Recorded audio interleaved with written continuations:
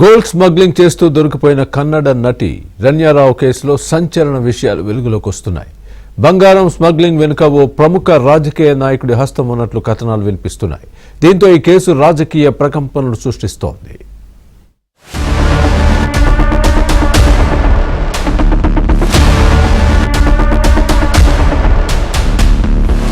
కన్నడ నటి Ranya Rao gold smuggling case కర్ణాటకలో రాజకీయ దుమారాన్ని రేపుతోంది.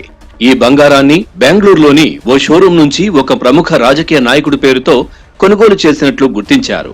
అయితే ఎంతటి వారినైనా వదిలేది లేదని ముఖ్యమంత్రి న్యాయ సలహాదారు పొన్నన్న చెప్పడం ప్రకంపనలు రేపుతోంది.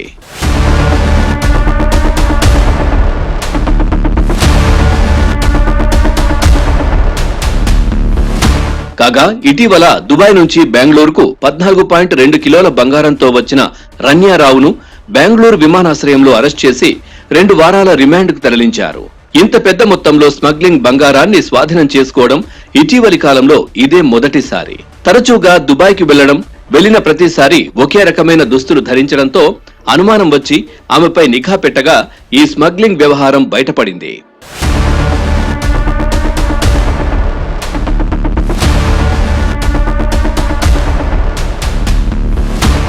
ఈ ఘటనపై నివేదిక ఇవ్వాలని కర్ణాటక హోంమంత్రి పరమేశ్వర అధికారులను ఆదేశించారు.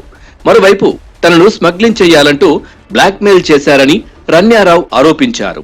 అయితే వారెవరో చెప్పలేదు.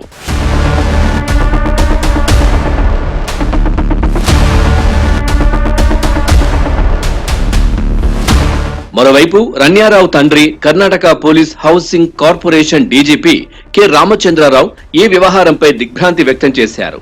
తన కుమార్తె 4 నెలల క్రితం పెళ్లి చేసుకుందని, అప్పటి నుంచి తమ ఇంటికి రాలేదని చెప్పారు. అయితే రన్యారావుకు రామచంద్రరావు సొంత తండ్రి కాదని ఆమె సన్నిహితులు చెబుతున్నారు.